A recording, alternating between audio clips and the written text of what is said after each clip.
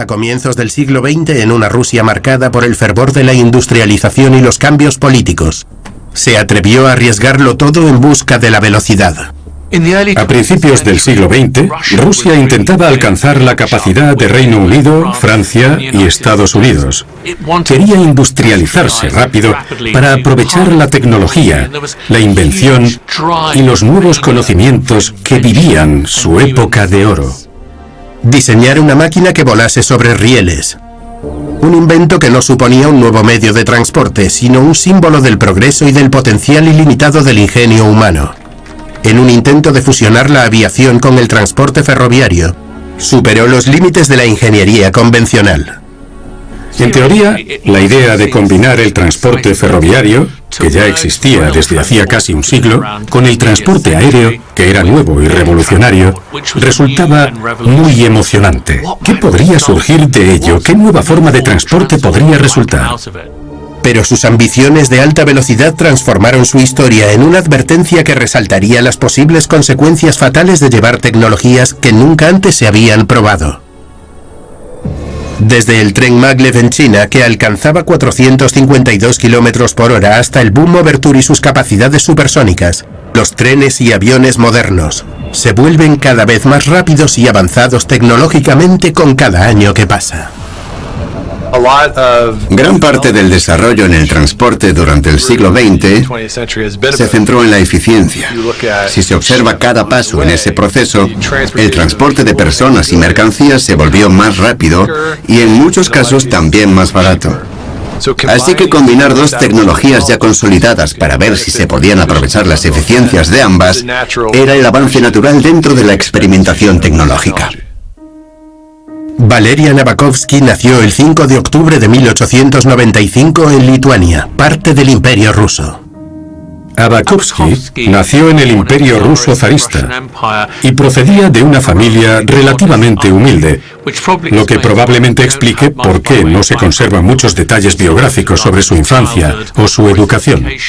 Rusia a principios del siglo XX estaba marcada por considerables avances tecnológicos y grandes cambios sociales. En la década de 1850, el Imperio Ruso estaba implicado en la Guerra de Crimea. Ahí se dieron cuenta de las lamentables deficiencias de la industria rusa y su precario sistema ferroviario que no permitía transportar al frente los suministros necesarios. En la década de 1880, el matemático Sergei White se convirtió en el primer ministro del zar y emprendió la transformación del sistema ferroviario. En 1900 el Imperio Ruso era el cuarto mayor productor de acero del mundo y la segunda mayor fuente de petróleo. Los nuevos ferrocarriles eran clave porque permitían la construcción y operación de fábricas, minas y presas. La economía industrial rusa avanzó más en una década que en todo el siglo anterior, así que no es de extrañar que a este periodo se le conozca como la Gran Aceleración. En medio de estos cambios, los inventores e ingenieros buscaban aprovechar los últimos avances para crear soluciones innovadoras a los problemas del transporte. Rusia era el país más grande del mundo. Llegar de un lugar a otro llevaba demasiado tiempo. Y en una época anterior a los vuelos intercontinentales, el mejor medio de transporte era el ferrocarril. La pregunta era ahora, ¿existía alguna forma de hacer el viaje aún más rápido? Porque cualquier cosa que pudiera acortar el viaje implicaría una mejora importante. La idea que lleva a invertir tantos esfuerzos tecnológicos para mejorar los sistemas ferroviarios era llevar al país, a su infraestructura y su actividad, al siguiente nivel. Cuanto más rápidos fueran los trenes, más rápido sería el progreso. El año 1917 supuso un cambio increíble en el panorama sociopolítico ruso. El aumento de la corrupción gubernamental, las políticas reaccionarias del zar Nicolás II y la desastrosa participación del país en la Primera Guerra Mundial condujeron a dos revoluciones en 1917. La primera derrocó al zar y siglos de poder imperial en Rusia. La segunda llevó al poder a los bolcheviques.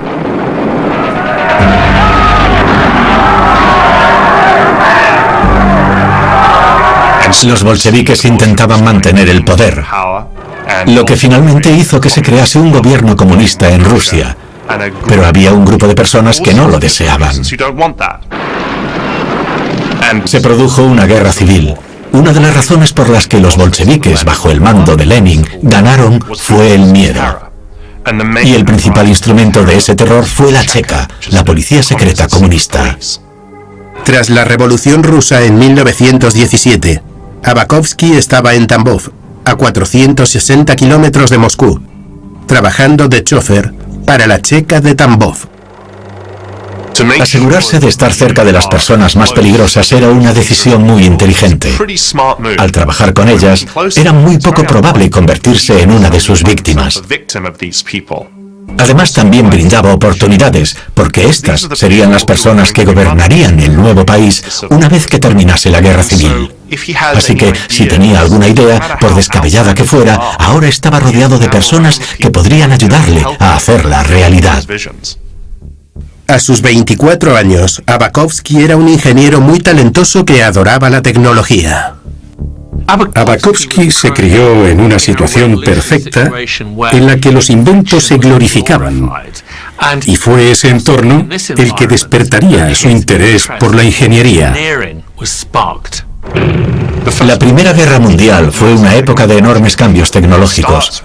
Comenzó con la máquina de vapor como principal medio de transporte, ya fuera con los buques de guerra propulsados por carbón, el petróleo en los océanos o en los trenes de vapor que llevaban a las tropas al frente. También se vio un desarrollo espectacular del motor de combustión. Por lo tanto, pudimos ver que los aviones evolucionaron exponencialmente. La guerra empezó con aviones muy básicos, que en realidad solo se utilizaban como reconocimiento, y acabó con aviones de combate y bombarderos de cara al final de la guerra. Esto supuso enormes cambios y un gran potencial hacia el final de la guerra. Los aviones, incluso en periodos tan tempranos, eran una idea revolucionaria para el transporte a larga distancia. La posibilidad de cruzar el mundo ya parecía algo al alcance de la mano. ¿Por qué no combinarlo con el tren? Los motores de vapor eran grandes, pesados y su funcionamiento limitaba su velocidad. Los trenes de vapor más rápidos de la historia alcanzaban un máximo de 140 kilómetros por hora. No eran especialmente rápidos. Cuando Abakovsky empezó a pensar en los trenes propulsados por hélices y en la aerodinámica, se dio cuenta de que los motores con hélices podían funcionar a velocidades de rotación mucho más altas que las que se podían conseguir con una locomotora de vapor. Se dio cuenta de que estos nuevos motores de gasolina tenían el potencial de hacer algo realmente estupendo para los trenes. Abakovsky presentó su idea, el aerovagón, a sus jefes que decidieron financiar el proyecto. La hipótesis era que al proponer esta idea, la gente a la que se la presentara pensase, en primer lugar, que podría acelerar mucho el transporte. Pero también contaba con que les daría un nuevo artilugio con el que presumir. La idea era la de demostrar que eran superiores a los sistemas capitalistas. Ellos son unos viejos anticuados y nosotros somos el futuro. Así que cualquier tipo de tecnología innovadora supondría un buen golpe propagandístico. La idea de que Abakovsky, que había sido chofer durante bastante tiempo, se convertiría en uno de los ingenieros de mayor confianza del partido de la Unión Soviética era del todo inusual.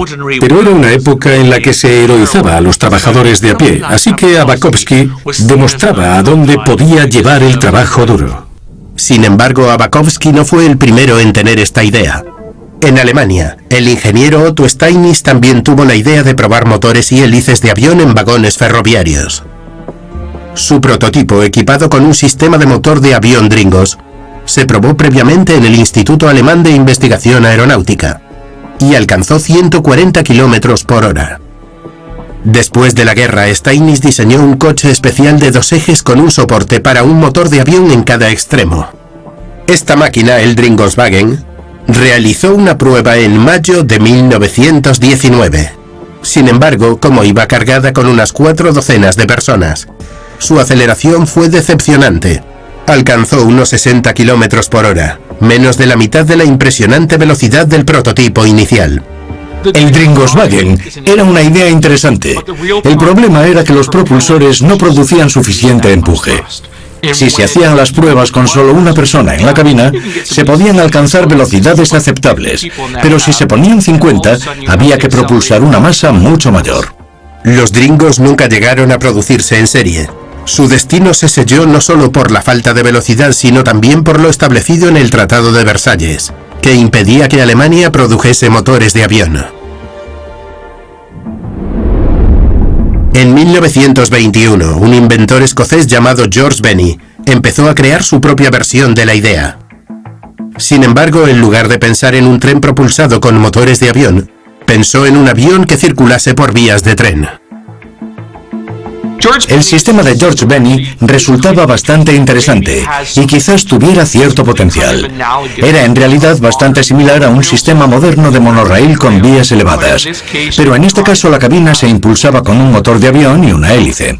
La mayoría de los sistemas de monorraíl no estaban diseñados para subir grandes pendientes ni para recorrer largas distancias, así que como sistema de transporte urbano podía mover a un número relativamente pequeño de personas de forma más o menos rápida por un circuito cerrado y reducido. También presentaba algunos inconvenientes importantes, como que sería un sistema muy ruidoso. Benny tardaría casi una década en construir un prototipo con el que poder demostrar el sistema a sus posibles inversores. Desgraciadamente no consiguió dinero para su Railplane, por lo que su prototipo acabaría desechado. Creo que, al descubrir que los mismos avances se dieron en distintos lugares al mismo tiempo, a menudo surge la pregunta de quién lo pensó primero y quién robó la idea. Pero también vemos que algo parecido ocurre en la evolución, lo que llamamos evolución convergente. La idea de que, si las presiones del entorno eran las mismas en dos lugares distintos, eso impulsaba la evolución de las especies de forma que, al final del proceso evolutivo, parecieran muy similares entre sí.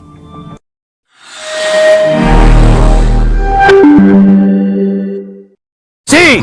¡Recto y en el semáforo aquel a la izquierda! ¡Venga! Aquí somos de hablar muy alto. Y si sientes irritación de garganta o afonía, cuenta con licipaína, que bloquea el dolor de garganta. Lea las instrucciones de este medicamento y consulta al farmacéutico. Meritene Fuerza y Vitalidad te ayuda a disfrutar de tus momentos. Clínicamente probado, con proteínas de alta calidad, vitaminas y minerales. Contribuye a tu fuerza muscular y a reducir el riesgo de caídas. Meritene funciona. ¿Molestias de garganta? Ante los primeros síntomas, confía en Strepsils, que combate virus y bacterias y calma la irritación. Y para los días de mayor irritación y dolor, prueba Strepsils con lidocaína, que alivia rápidamente el dolor con su triple acción. Strepsils, vive cada momento. Lea las instrucciones de este medicamento y consulte al farmacéutico. Dedicada al amor, acción, amor de nuestros papis y mamis, amor de los abuelitos. Será porque te amo. Amor por cada uno de vosotros. Porque te amo. Será porque te amo. Será porque te amo. Gracias a todos. Porque vuestro amor nos hace más fuertes. 15 años llenando de amor y juego sus vidas. Juega Terapia. ¿Buscas algo más que una breve prueba al comprar tu coche? Normal. Gracias a Autogiro, comprar un coche es por fin fácil.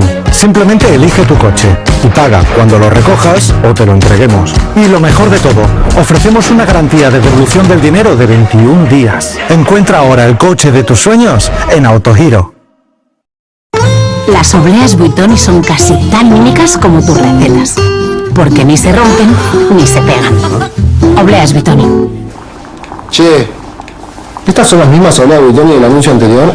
No seas empanado, estas son estilo argentino. Obleas estilo argentino, Buitoni.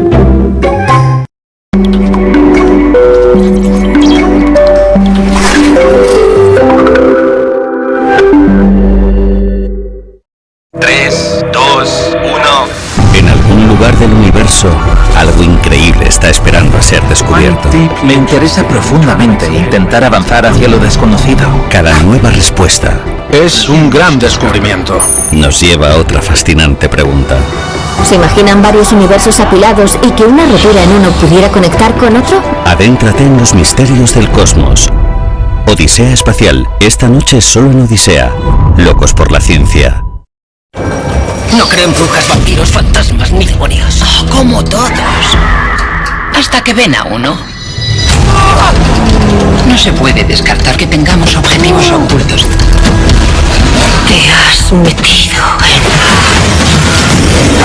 problemas. Vete al infierno. Ojos, ¿dónde estamos, pequeño?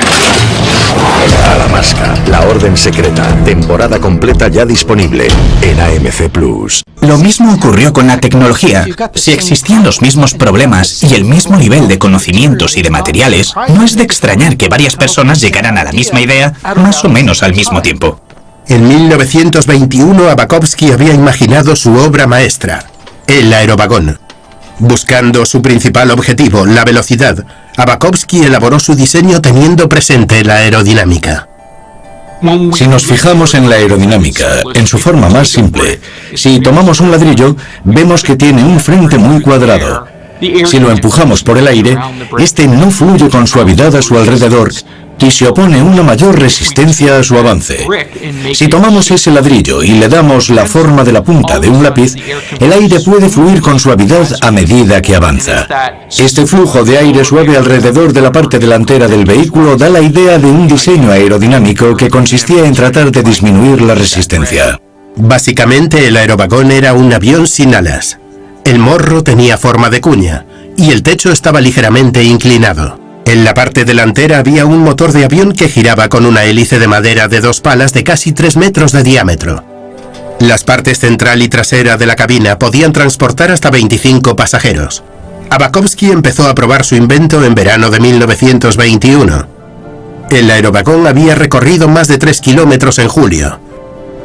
Había superado su objetivo de velocidad sobrepasando los 140 kilómetros por hora.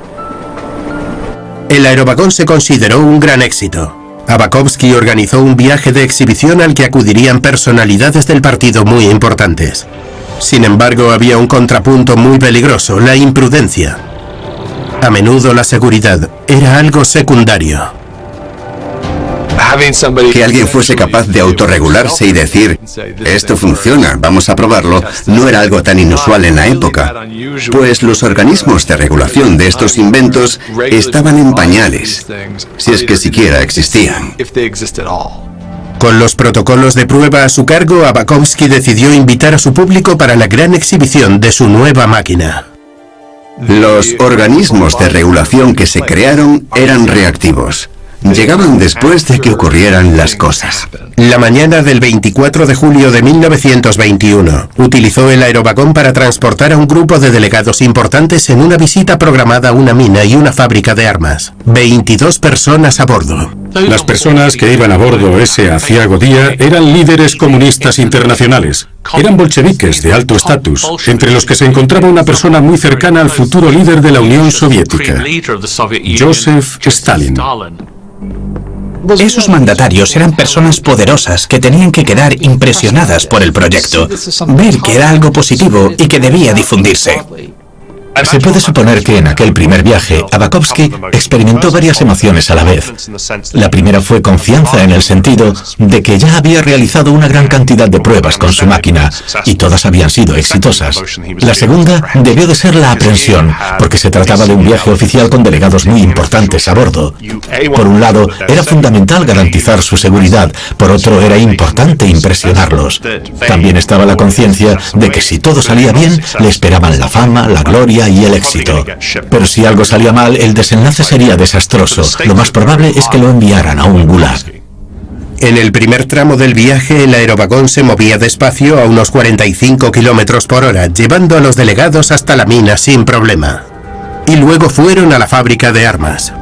Se sabe que durante el trayecto de ida, la máquina se desplazó a velocidades bastante limitadas y llegó a su destino sin problemas. Pero el viaje de vuelta era el gran momento de Abakovsky.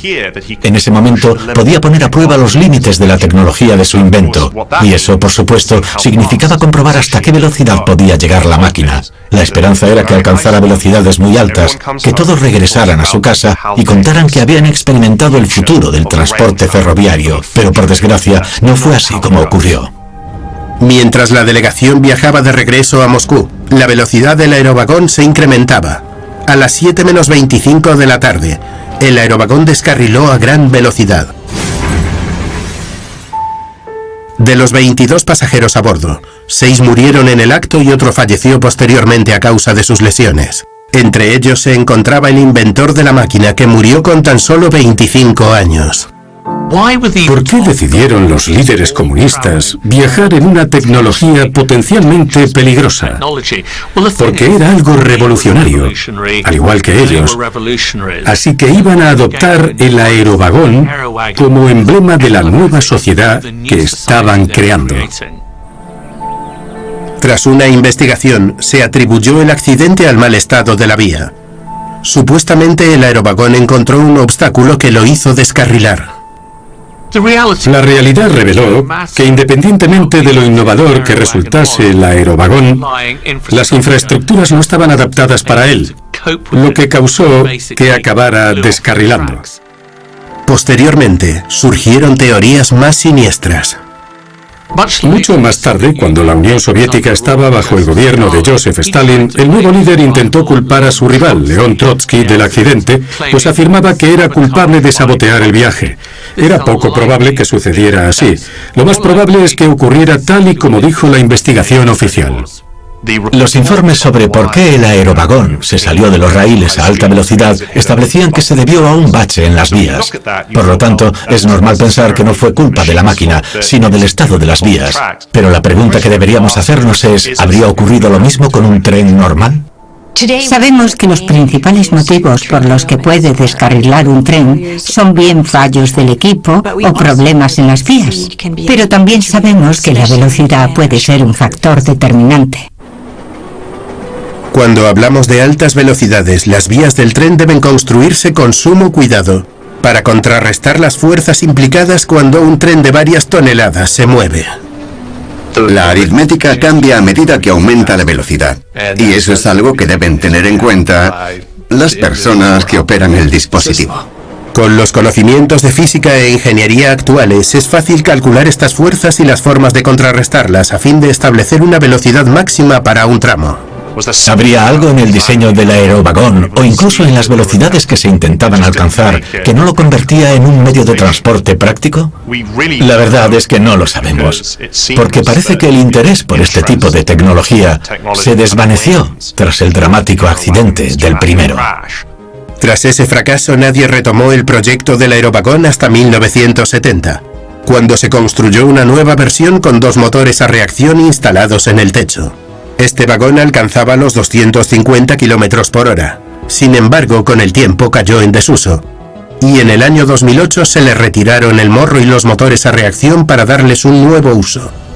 Aunque el aerovagón en sí no prevaleció, fue el precursor de muchas innovaciones similares.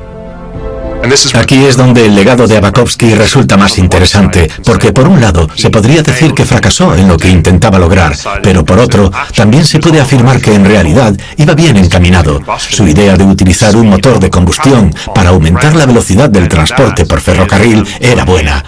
Y en eso fue un pionero.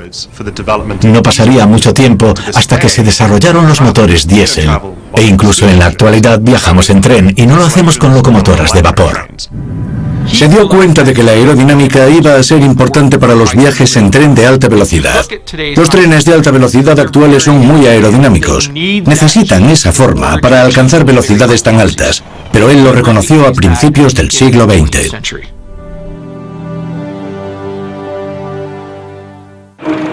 Aclamado como uno de los inventos más influyentes de todos los tiempos, el nacimiento de la imprenta cambió el curso de la sociedad moderna. Se dice que hay tres inventos que cambiaron el mundo para siempre: la pólvora, la brújula náutica y la imprenta. La imprenta es realmente la prueba de que el conocimiento es poder, porque desde Gutenberg supuso cambios religiosos, políticos y culturales. Su impacto ha sido enorme en nuestras vidas. A mediados del siglo XIX, un inventor visionario y maquinista talentoso transformaría la industria para siempre al incrementar la velocidad, eficiencia y rentabilidad de la impresión a gran escala. Llevó la automatización a otro nivel. Gracias a esta velocidad, las cosas podían producirse a gran escala. Pero aunque sus contribuciones facilitarían la difusión del conocimiento de forma más generalizada y rápida que nunca, tendrían un altísimo coste personal. William Bullock nació en Greenville, Nueva York, en 1813. Se quedó huérfano de pequeño y su hermano se encargó de criarlo. En su juventud trabajó con su hermano como maquinista y fundidor de hierro. Impulsado por una profunda fascinación por los libros, cultivó un amplio conocimiento de la mecánica. Bullock era manitas, inventor y amante de la perfección. Le gustaba trabajar e intentar mejorar cosas. La primera imprenta se creó en 1436, gracias al orfebre alemán Johann Gutenberg. Antes de la imprenta, cada palabra escrita que se compartía, difundía y enviaba por el mundo tenía que escribirse a mano. Si miramos lo que costaba un libro hace 1000 años, vemos que eran objetos extremadamente valiosos, no solo por los conocimientos que contenían, sino por las horas de trabajo. Copiar un simple libro podía requerir miles de horas.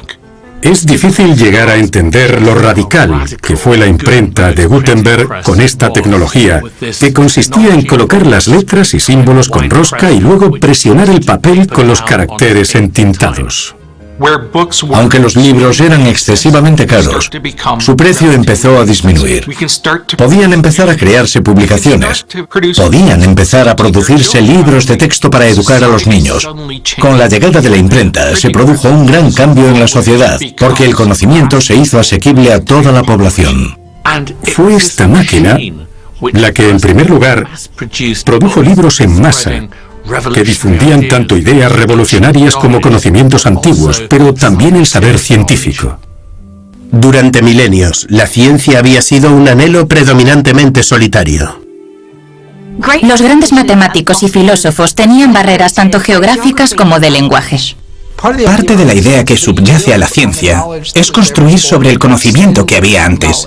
Se estaba ampliando el conocimiento y estas ampliaciones significaban que era necesario tener acceso al conocimiento previo. Surgieron las publicaciones. Después, alguien tomaba la publicación y la ampliaba. Había obras y revisiones, pero la revisión de este tipo de conocimientos se producía con una lentitud increíble. Estaba realmente limitado por la capacidad para copiar algunos contenidos y enviarlos a otras personas que podrían ser expertos. Las copias de información científica hechas a mano eran susceptibles al error humano.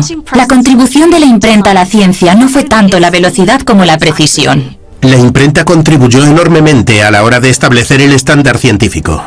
Tras siglos de confiar en escribas y monjes para reproducir textos, a menudo con errores u opiniones personales, ahora, con la imprenta, algo podía reproducirse y reeditarse las veces necesarias con una precisión milimétrica. Eso fue un gran avance con respecto a las ilustraciones que se incluían en los libros. La imagen de una célula, de un tipo de bacteria que se saca de un microscopio, o las de la anatomía sobre todo. Cuando se tiene algo como la imprenta, se puede replicar esa misma imagen una y otra vez, sabiendo si se distorsiona o se pierde algo en cada copia. No solo la circulación del conocimiento, sino la del mismo conocimiento fue un paso realmente importante. En los siglos XVI y XVII la ciencia avanzó a pasos agigantados gracias a la invención de la imprenta, permitiendo compartir los descubrimientos científicos y los resultados de los experimentos. En cuanto se pudieron crear copias eficientes y evitar el minucioso trabajo de reescribirlo todo, se eliminó un enorme cuello de botella en el avance del conocimiento y la ciencia. Pero tras la invención de Gutenberg, la tecnología de la imprenta permanecería casi estancada hasta principios del siglo XIX. Aunque la imprenta fue un invento revolucionario, las primeras prensas de impresión eran en realidad bastante lentas. Funcionaban a mano, así que se podían producir, por ejemplo, unas 250 copias por hora. Eso estaba muy bien, pero con el paso del tiempo y la necesidad de hacer muchas más copias, como periódicos y publicaciones que empezaban a distribuirse a nivel mundial, surgió la idea de cómo se podía coger esa tecnología y hacerla más rápida. La invención de la prensa de cilindros industrial de Friedrich Kuning transformó el poder de la imprenta. Su diseño estuvo fundamentado en dos ideas clave: el uso del motor de vapor para hacer funcionar la máquina y la incorporación de cilindros metálicos rotatorios, permitiendo imprimir dos caras al mismo tiempo. Esta nueva prensa imprimía 1100 páginas por hora, mucho más rápido que los modelos anteriores. En lugar de alimentar la máquina y girar la manivela para presionar el tinte sobre el papel de forma manual, ahora era una máquina de vapor la que hacía todo eso. Y de repente, se empezaron a producir cientos de páginas por minuto, así que el ritmo aumentó de forma vertiginosa. A mediados del siglo XIX, Bullock dirigía su propio taller de maquinaria en Savannah, Georgia. En este periodo, su espíritu inventor empezó a desarrollarse, llevándolo a crear una máquina para cortar tejas. Más adelante, Bullock inventó una prensa para algodón y heno, una sembradora y una máquina de corte para tornos. Fue la sembradora la que hizo que ganase el premio del Instituto Franklin en 1849. En las primeras invenciones de Bullock se vio claramente que intentaba mejorar la manera en la que se hacían las cosas. Desarrolló una serie de inventos destinados a facilitar los procesos agrícolas. Con el paso del tiempo, centró su atención en la prensa impresa. Bullock se involucró en el mundo del periodismo trabajando como editor para un periódico en Filadelfia, el Banner of the Union. En 1853 comenzó a trabajar en lo que más tarde se conocería como la prensa rotativa de rollo continuo. Sería su legado y su perdición. Su máquina permitió que por primera vez en la historia de la imprenta se alimentaran grandes rollos de papel automáticamente a través de los rodillos, eliminando el sistema de alimentación manual que requería mucho esfuerzo. Lo que distinguía a la máquina de Bullock era su velocidad. La máquina de Bullock podía imprimir hasta 12.000 hojas por hora. Eso era 50 veces más rápido que la prensa de motor de vapor. Y a medida que iba introduciendo mejoras en esta rotativa, consiguió aumentar hasta las 30.000 páginas por hora. Por primera vez se aunaban en la impresión alta velocidad y rendimiento. Se podían imprimir cientos de miles de hojas al día. También hizo que la gente se preocupara por su trabajo, porque de repente se automatizaban cosas que antes se hacían más lentamente o a mano. Siempre que se produce una gran invención o un avance importante que cambia la forma de hacer algo y lo vuelve más eficiente, se da una redistribución en la organización del empleo en torno a esa tarea. Ciertos empleos, especialmente dentro del propio ámbito de la impresión, desaparecieron. Pero eso también provocó un enorme crecimiento en otros posibles sectores laborales, como la venta de libros, la encuadernación y la distribución. Además, facilitó como nunca antes la posibilidad de contribuir con material impreso al mundo y de crear ese contenido. Bullock estaba tan obsesionado con la creación que pasó por alto los posibles peligros. Durante la revolución industrial no existían muchas medidas de seguridad en la maquinaria y cuando se trabaja con correas y poleas tan anchas resultaban extremadamente peligrosas, ya que era muy fácil que los dedos, las manos o incluso extremidades enteras quedasen atrapadas en ellas. Y en esos casos, debido a la velocidad de rotación y a la potencia de estos equipos, era muy común que una extremidad quedase seccionada o sufriera daños graves en cuestión de segundos.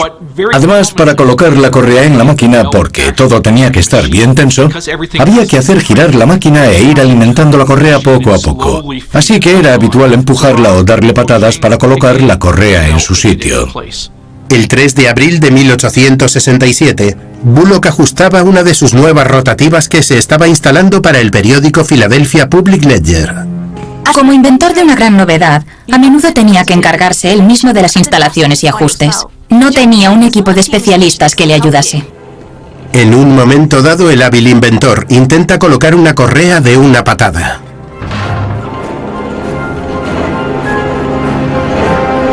Por desgracia, se engancha la pierna en la rotativa y se la aplasta.